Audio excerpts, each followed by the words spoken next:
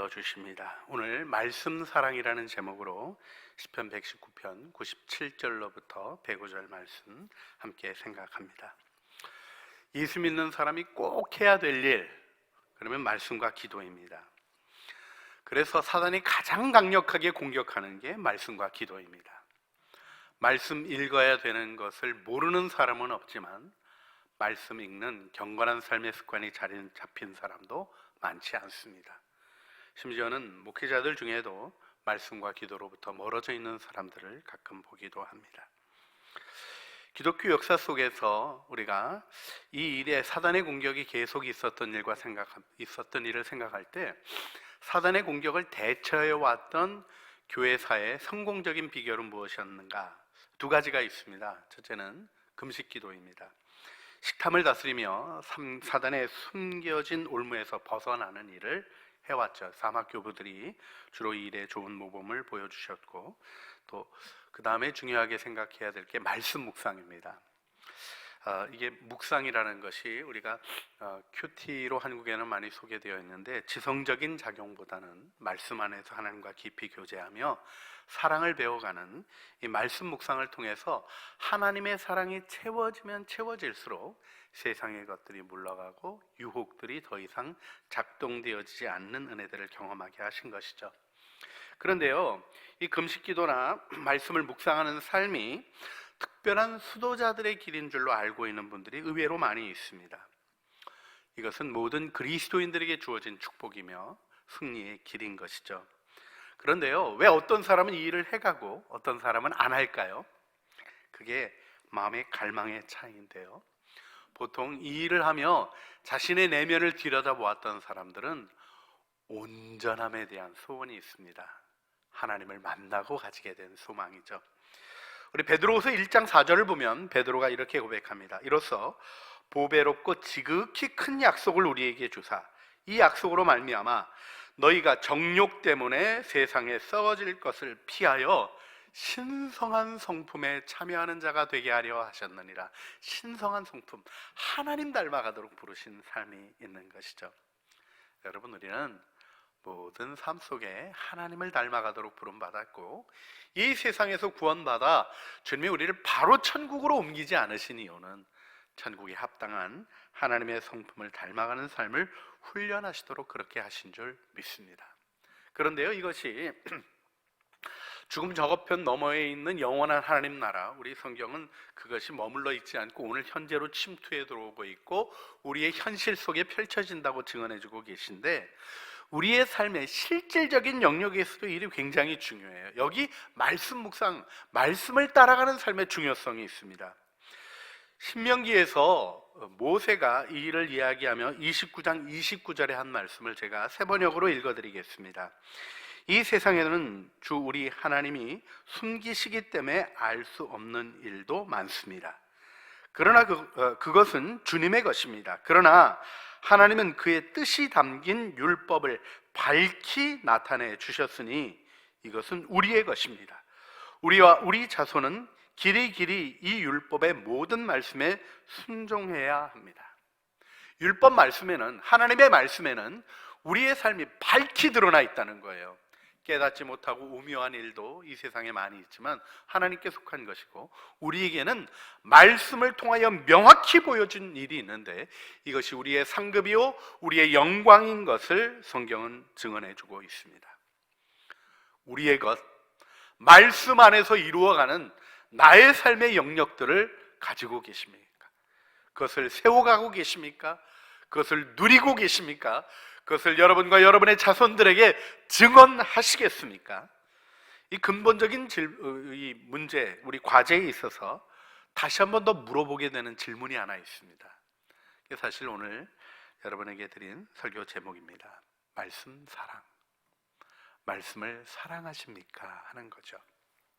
말씀을 대하는 태도들이 있는 걸 보게 돼요.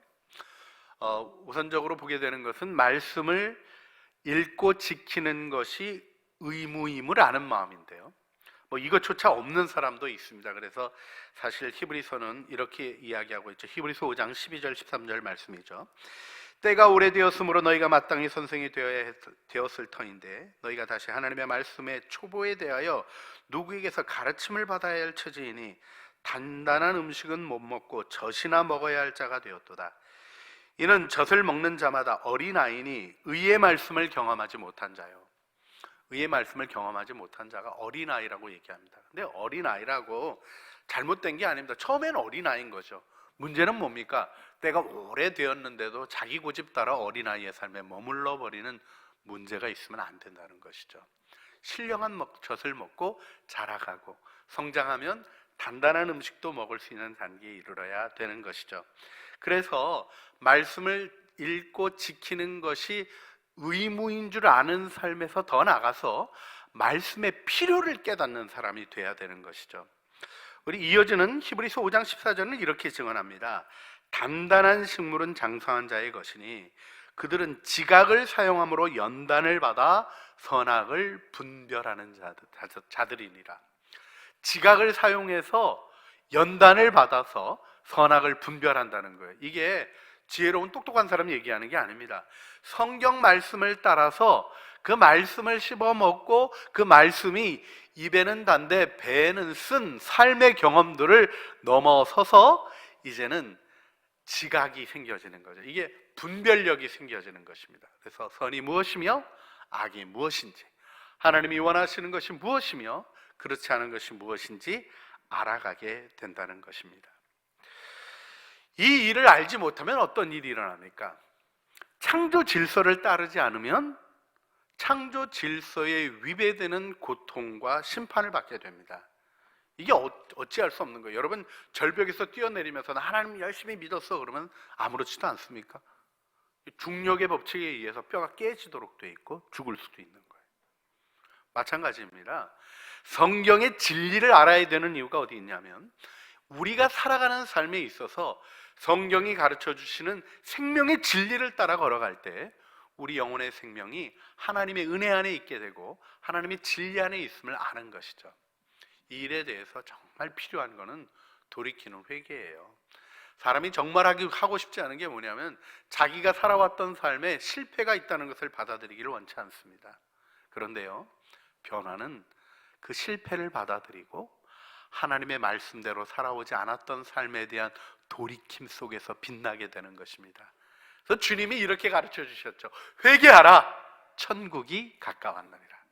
천국의 진입은 다름 아니라 내 삶을 돌이키고 하나님 앞에 인정하는 은혜로 말미암아 이루어지는 것입니다. 그런데 천국에 진입하면 어떤 일이 일어납니까? 말씀을 사모하며 살게 되는 은혜가 있어지는 것입니다. 여러분이 아름다운 삶, 하나님의 말씀이 보호하고 세워주시는 아름다운 삶, 여기에는 사랑이 증언되고 있습니다. 오늘 본문 말씀, 우리 97절 말씀 같이 읽어볼까요? 내가 주의 법을 어찌 그리 사랑하는지요 내가 그것을 종일 작은 소리로 읊조리나이다. 작은 소리로 읊조리다, 이게 묵상이라는 말이에요. 묵상은 다른 게 아닙니다. 작은 소리로 되뇌는 것입니다. 이건 이런 뜻이야, 그래서 이렇게 하라는 거야, 이것이 묵상이 아니라요, 작은 소리로 그 말씀을 되뇌이며 이런 뜻이구나 발견해가는 것이고요, 말씀이 내 삶을 해석하며 오늘 그래서 이 말씀으로 묵상하라 그러셨구나 깨닫게 되는 말씀의 능력을 경험하는 삶이 우리에게 있어지는 것이죠. 시편 전체의 서시인 시편 1편이 뭐라고 증언하고 있습니까? 복 있는 사람의 세 가지 부정적인 모습이 없는 것과 더불어 결정적으로 하신 말씀, 우리 1장 2절 말씀이죠. 오직 여호와의 율법을 즐거워하여 그의 율법을 주야로 묵상하는도다. 주의 말씀을 묵상하는 사람이 복되다, 이렇게 외우시면 안 돼요. 여호와의 율법을 어떻게 하여? 즐거워하여. 여러분 오늘 이 즐거움이 여러분 안에 일깨워지시고 살아나는 귀한 주일 되시기를 주님의 이름으로 축원합니다. 여러분 이 말씀을 사랑한다라는 이 사랑은 막연한 이야기가 아닙니다. 그런데요, 또 한 가지 기억해야 될 게 우리가 막연한 이야기에 꽤나 익숙하다는 거죠. 예를 들어서 말을 하자면 정의를 사랑하냐 이렇게 사람들에게 물으면 감옥에 가 있는 사람도요, 나는 정의를 사랑합니다 그러는 사람들이 대반이에요. 사실 다 그렇게 얘기를 합니다. 하지만 정의를 위하여 노력하고 희생할 마음을 가지고 있는 사람은 많지 않죠. 진정한 정의는 십자가 사랑 안에서나 가능하거든요. 막연함으로 사람들이 살아가는 거가 많다. 입으로 얘기하는 게 삶인 줄 알고 자신이 표현하고 있으면 그 일의 영역에 속한 줄로 오해하고 있는 경우가 많이 있어요. 그런데 있잖아요, 사랑하는 사람이 돼야 합니다. 좋아하는 게 있고 사랑하는 게 있죠. 여러분, 성경은 좋아하는 걸 얘기하는 게 아니라 사랑하는 걸 얘기를 해요. 하나님을 좋아하십니까? 사랑하십니까? 좋아하고 사랑하는 거예요. 근데 하나님을 좋아하는 데 머물면 안 돼요. 좋아하는 거는요, 대상을 희생할 수 있어요. 오래전에 들었던, 요즘은 참 부적절한 유머가 있었는데 요즘 뭐 꺼내기는 그렇지만 참 제게는 딱 와닿던 얘기예요. 개를 사랑하면 키우고 좋아하면 먹는다, 이런 얘기가 있어요. 이게 개 좋아혀? 하고 물어보면 좋아한다고 대답하는 얘기는 먹는다는 얘기예요. 그 말이 담고 있는, 좋아한다는 말이 담고 있는 영역이 있는 거예요. 사랑은 대상을 위하여 희생할 마음이 있습니다. 대상의 유익을 추구하는 거죠. 그래서 좋아하는 마음은 끌어당기는 마음이고요, 사랑하는 마음은 내어드리는 마음인데, 내어드리는 사랑의 단계가 인생의 영광입니다. 잡아 끌어와서 행복한 것 중에 인생을 행복하게 하는 것이 무엇이 있습니까? 장관 행복은 내어주고 기쁨이 울려나는 것을 보며 기뻐하는 거예요. 그 기쁨은 오래 갑니다 뿐만 아니라 하늘의 영광으로 쌓여지는 것이죠. 그래서 신앙생활이 사랑이라고 얘기하는 것이죠. 자, 여기서 그러면 우리가 성경을 사랑한다는 것이 과연 무엇인가 좀 더 생각해 보기를 원합니다. 성경을 사랑한다는 것은 하나님을 사랑하는 거예요. 여러분, 사람이 사랑하게 되면 알고 싶잖아요. 어떤 걸 좋아하는지, 어떤 걸 싫어하는지. 싫어하는 걸 하고 싶지 않고 좋아하는 걸 하고 싶어지는 게 사랑입니다. 물론 이런 사랑도 별로 없어서 우리가 가정에서조차도 자기 거 욕심, 자기 하고 싶은 것만 소리 지르는 망가진 세상 속에 살아가지만, 사랑을 깨닫게 되면 알게 되는 것이 무엇입니까? 사랑은 사랑하는 대상이 무엇을 좋아하며 무엇을 싫어하는지 배워가는 것입니다. 그래서 이 성경을 사랑하게 되죠. 성경에 하나님이 싫어하는 죄가 뭔지 알려주셔요. 성경이 하나님이 기뻐하시는 것이 무엇인지 알려주셔요. 그리고 더 중요한 게 하나 있어요. 하나님을 사랑하게 되는 거예요. 성경을 사랑하면요, 하나님을 사랑하게 되고, 성경을 사랑할수록 하나님과의 사랑의 교제가 늘어나는 겁니다. 여러분, 하나님을 만나야 됩니다. 할렐루야. 하나님이 나와 함께 계십니까? 계시죠. 어떻게 합니까? 공기가 있는 것처럼 주님이 계신 겁니다. 이렇게 얘기하는 건 의미가 없잖아요. 주님이 만물 안에 계시니까 내 안에도 계십니다. 그게 무슨 의미 있는 얘기겠어요? 나와 함께 하신다는 거는요, 나를 사랑하셔서 내 안에 거하시는 하나님을 경험하고 아는 의식이 자라나는 거예요. 그거 어디서 자라납니까? 만나야 되는 거예요. 그런데 사람들이 하나님 만나겠다고 이상한 걸 합니다. 혼자서 막 고민하고, 뭐 산에 올라가서 기도하면서 나무 뿌리 하나 뽑았더니 만났다 그러는데, 뿌리 좀 뽑으면 만나지기도 해요. 그 뿌리가 그냥 쉽게 뽑히는 게 아닙니다. 그런데요, 뽑아놓고 안 내려오시는 분도 있잖아요. 스스로 깨달으셔가지고 하산하지 않으시고 산신령이 되신 분들도 계십니다. 제가 무슨 말을 드리고 싶은 거냐면, 안전하게 성경이 증언해주고 기독교 역사 속에서 일관되게 하나님을 만나는 자리로 얘기해 준 게 뭐냐? 성경이에요. 우리는 기록된 말씀을 통하여 우리 영혼에 들려주시는 선포된 하나님의 말씀을 듣고요, 거기서 말씀이신 예수 그리스도를 만나게 됩니다. 인격적인 교제라는 게 모호한 얘기가 아니에요.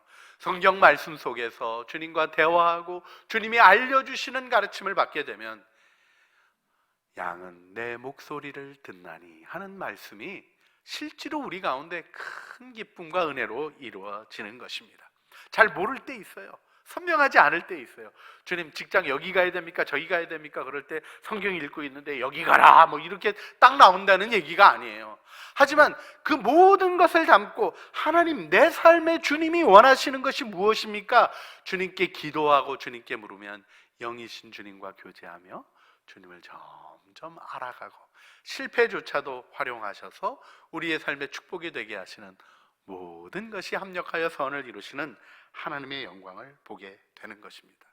그런데 이렇게 말씀을 사랑하며 하나님을 사랑하게 되면 어떤 일이 일어납니까? 주님이 놀라운 말씀을 요한복음 5장 25절에서 해주셨어요. 우리 같이 읽어볼까요? 요한복음 5장 25절.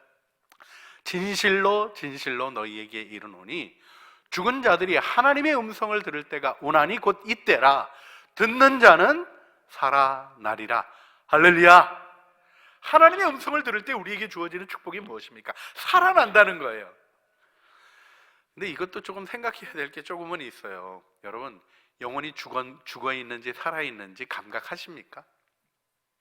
대부분의 사람들이요, 동물적인 생명에 너무 연연해해요.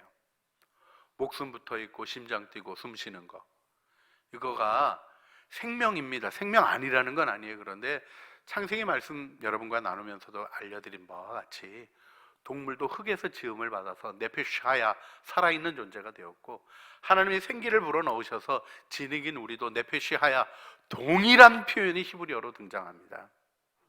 그런데 우리의 다른 건 무엇이죠? 하나님의 형상대로, 첼렘 아도나이, 하나님의 형상대로 지음을 받았어요. 성령께서 우리 가운데 오셔서 살아가는 삶이 있는 거예요. 여러분, 세상 사람들이랑 똑같고, 심지어는 음식 먹고 생명을 유지하는 동물적인 것, 그것 이상을 못 넘어가는 삶에 대해서는 경계하셔야 되죠. 살아나고 계십니까? 사실 우리는 과거에 속하였고 죄에 속하였고 사망에 속하여서 하나님의 은혜를 알기 전에는 죽어있던 자예요. 생명이 살아나 일어나는 영역이 날마다 확장되어질 때 하나님 나라의 영광의 모습이 우리 안에 성장해 가도록 축복받은 것입니다. 말씀 없는 삶에 영적인 죽음이 있는 것입니다. 이 모습이 어떻게 나타나냐면요, 의심, 염려, 불안 등 부정적인 생각이 주도되게 됩니다. 참 재밌어요. 여러분, 의심하고 염려하고 불안해하면 생각을 많이 하나요? 적게 하나요? 희한하게도 많이 하게 돼요. 그렇죠? 그리고는 어떻게 되나요? 우리 영혼이 채워지지 않는 것들 속에 생명의 에너지를 낭비하게 됩니다. 힘이 없어져요. 그래서 세상 사람들도 알고 있는 말이 있어요. 장고 끝에 악수 둔다고. 그 얘기 하시는 분이 악수를 두더라니까요. 왜 그렇게 되겠어요?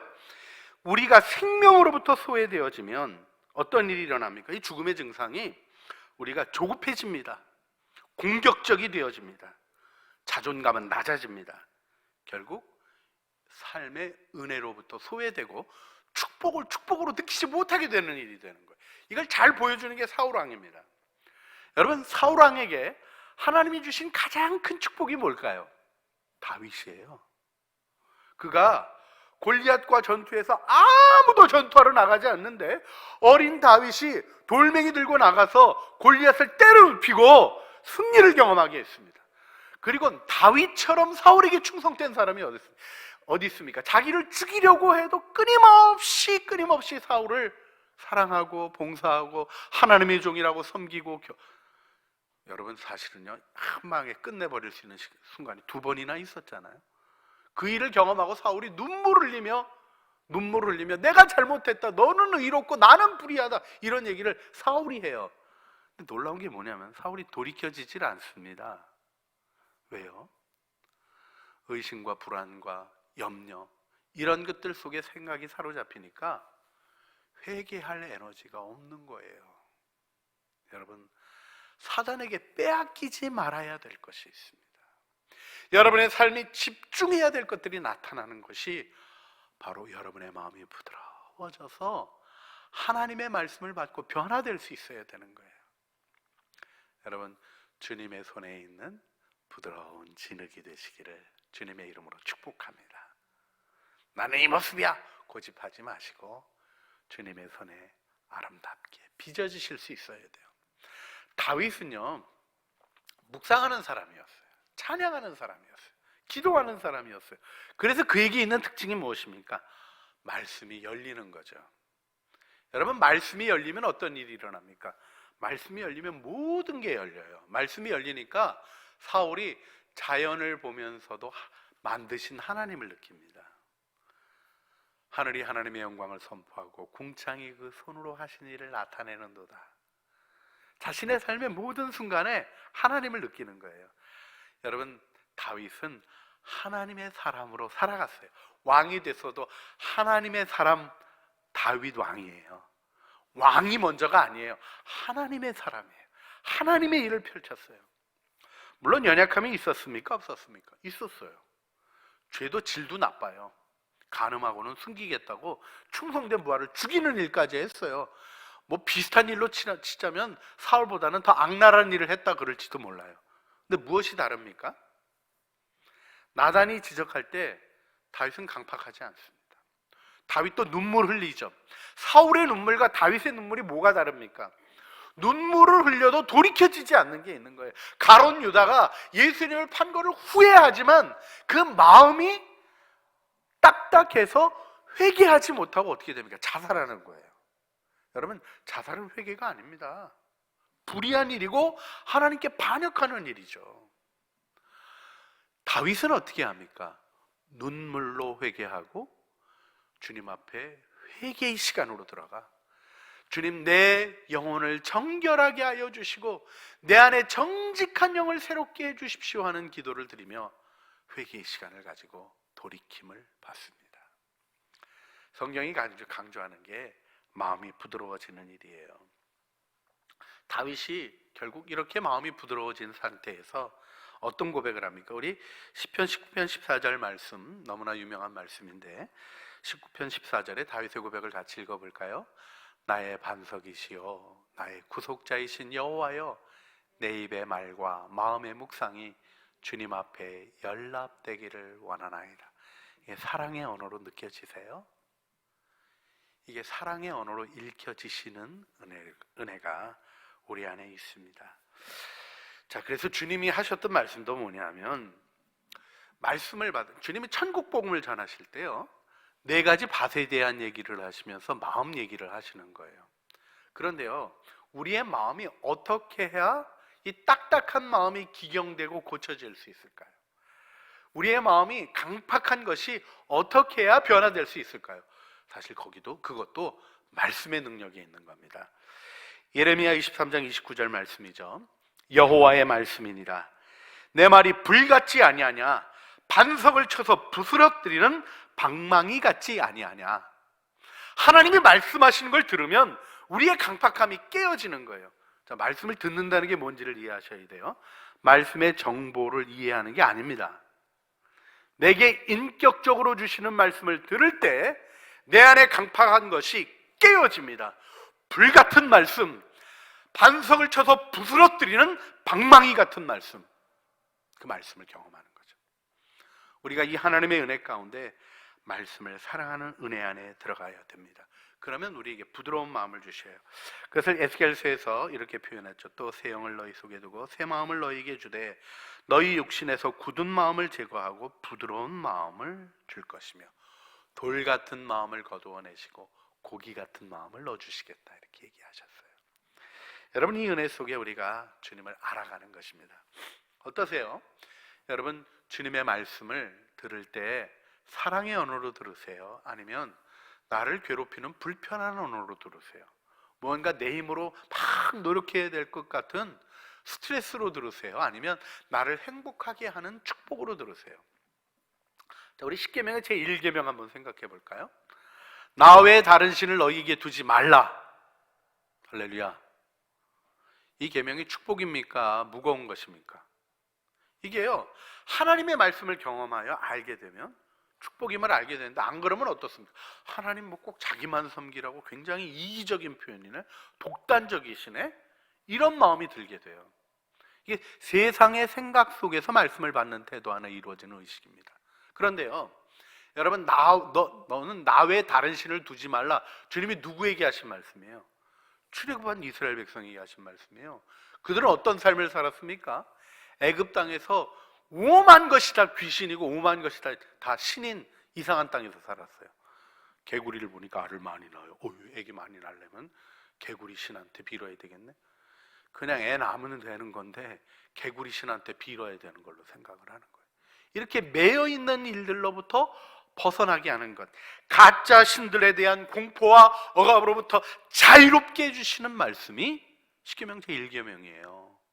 그래서 주님이 말씀하셨죠. 너희가 진리를 알지니 진리가 너희를 자유케 하리라. 자유하게 하시는 생명과 능력의 말씀인 것이죠. 여러분, 오늘 우리가 시편 119편을 읽고 있는데요. 시편 119편은 이제 히브리어 알파벳 순서를 따라 쭉 지은 시여서 굉장히 긴 시지만 이 시에는 굉장히 아름다운 노력이 담겨 있어요. 그러니까 우리 삼행시 지을 때 뭐 운 띄우면 그것 따라 하듯이 알파벳을 띄우면 여기 오늘 부분이 이제 우리 식구로 얘기하면 미음 같은 건데요. 미음으로 시작하는 8개의 식구가 있는 거예요.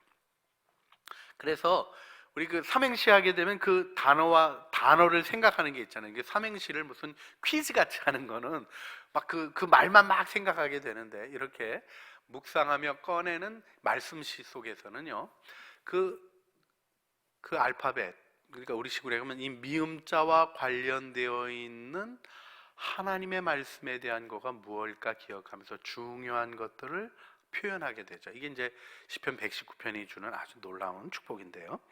여기에 보게 되면 이제 97절이 이렇게 시작해요. 얼마나 사랑하는지, 얼마나 사랑하는지. 그게 이제 마라는 말로, 얼마나라는 말로 시작되는, 그렇게 해서 시가 시작이 되는 거예요. 이렇게 해서 8구절이 쭉 나오는데, 이 8구절의 특징이 이렇게 간단히 정리해 보면 이런 것입니다. 첫째는 얼마나 사랑하는지 고백하면서 명철함이, 지혜로움이 원수, 나를 무너뜨리려는 자보다 내가 지혜로워집니다. 내 선생님들보다 내가 더 명철을 가지게 되었습니다. 삶의 경험을 많이 가지고 있는 노인들보다 분별력이 더 생겨 있습니다. 이 고백을 하는 거예요. 이게 말씀의 축복입니다. 여러분, 이 세상 살려면 얼마나 분별력이 중요합니까? 그런데 그 분별과 지혜와 실천의 능력, 우리를 해하려고 하는 원수들을 이길 수 있는 지혜가 어디로부터 나와요? 말씀으로부터 나오는 거예요. 그래서 말씀을 사랑합니다라는 고백을 하는 게 막연한 얘기가 아니라 너무 좋은 거예요. 그래서 그 다음에 어떤 말씀을 합니까? 이 말씀이 나를 악한 길로부터, 그 다음에 이제 악한 길, 그 다음에는 규례, 이런 말들로 표현이 되는데, 악한 길로부터 보호해 주셔서 발디뎌 놓지 않게 하여 주시고 하나님의 규례를 지킬 수 있게 해주십니다. 그리고 고백합니다. 얼마나 달콤한지. 여러분, 이 은혜가 오늘 예배드리는 우리 창조의 식구들 안에 가득하시기를 주님의 이름으로 축복합니다. 왜 달콤합니까? 돈 막 열심히 잘 보실 때 돈 버는 재미에 폭 빠져 있는 분이 그러시더라고요. 돈 버는 맛이 얼마나 좋은지 잠자지 않고 죽을지 모르고 내가 움직이더라고. 그리고 병도 나셨어요. 돈이 들어오니까 계속 움직이시더라고요. 여러분, 뭔가 우리가 좋아하는 게 오잖아요. 그러면 그게 좋아서 쫙 끌려가는 게 있게 돼요. 진정한 것에 끌려가는 기쁨을 아십니까? 말씀이 달콤하고 사랑스러워서 말씀 안으로 들어가는 거예요. 이거 와서 무슨 성경 공부를 하고 이런 과정도 필요하죠. 묵상학교 하는데 오셔서 묵상도 배우시기를 바랍니다. 근데 중요한 건 뭐냐면요, 내 영혼이 주님을 만나며 이 은혜 안으로 진입해가는 발돋움이, 영적인 발돋움이 일어나고 열려지는 축복이 있어야 되는 것이죠. 이 주일에 주님이 그 은혜를 주시고 연초에 그 은혜를 주시기를 바라보면서 오늘 말씀을 나누고, 이번 주간 월화수목금 이렇게 묵상 학교를 진행합니다. 주님이 열어주신 은혜 가운데 여러분 모두 귀하게 세워지시고, 세상의 허탄한 얘기들, 허망한 얘기들 듣다 보게 되면 이게 사실인지 저게 사실인지 어떻게 걸어가야 될지 혼돈스러운 얘기들에 여러분의 인생 빼앗기지 마시고 말씀에 뛰어나게 하시고 악을 떠나게 하시고 사랑을 고백하게 되는 아름다운 은혜 안에 서시기를 주님의 이름으로 축복합니다. 말씀 안에서 얻는 정보가 아니라 말씀 안에서 얻는 생명입니다. 그 생명의 능력 안에 우리 함께 서기를 바라며 함께 기도하기를 원합니다. 우리의 삶의 에너지를 도둑질하는 사단의 속임에서 벗어나게 하여 주시고 의심과 염려와 불안 가득한 생각들을 떨쳐버려 조급함과 폭력적이고 낮은 자존감에 무너지는 삶에서 떠나게 하여 주시옵소서. 이 세상의 모든 이 죄악된 흐름으로부터 우리를 구별하여 주시고 생명의 말씀으로 충만하게 하여 주셔서 생명의 길을 걷는 달고 오묘한 그 말씀 체험하며 살아가게 하여 주시옵소서. 우리 주여 한번 부르시죠. 함께 기도하시겠습니다. 주여, 사랑과 은혜가 풍성하신 아버지 하나님, 저희들 주님 앞에 나왔습니다. 달고 오묘한 그 말씀, 생명의 말씀, 하나님 우리가 맛보며 살아가는 은혜 안에 걸어가게 하여 주시옵소서. 진정한 신앙의 행복을 느끼는 신앙생활하게 하여 주시고 생명의 능력으로 일어나 세상의 어두운 것들과 유혹들을 다 물리치고 하나님의 뜻을 이루는 영광 안에 거룩한 영향력으로 하나님 세상에 하나님의 기쁨을 채우는 천국 제자들로 살아가게 하여 주시옵소서. 우리를 건지시고 구원하셔서 영광 받아주시고 말씀 사랑의 은혜로 인도하여 주시옵소서. 우리 구주 예수 그리스도의 이름으로 기도합니다. 아멘.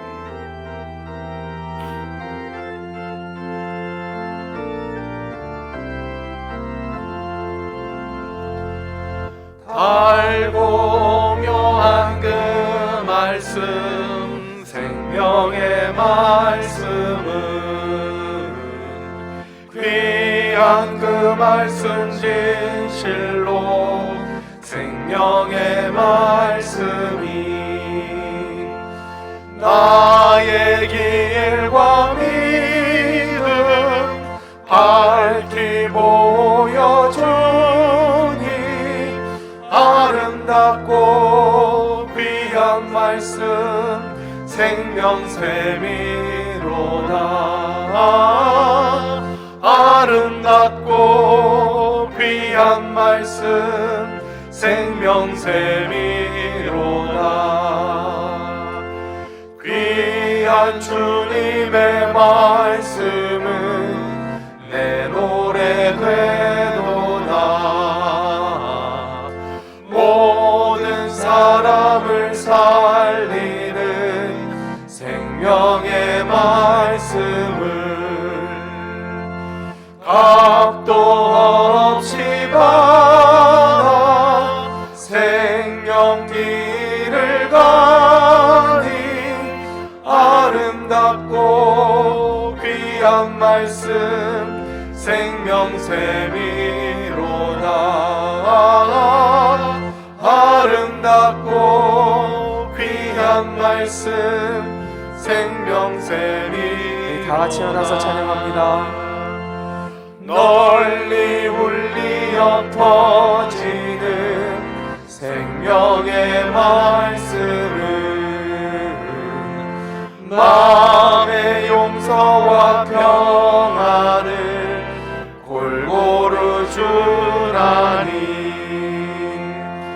다만 예수 말씀 듣고 복을 받네. 아름답고 귀한 말씀 생명샘이로다. 아름답고 귀한 말씀 생명샘이로다.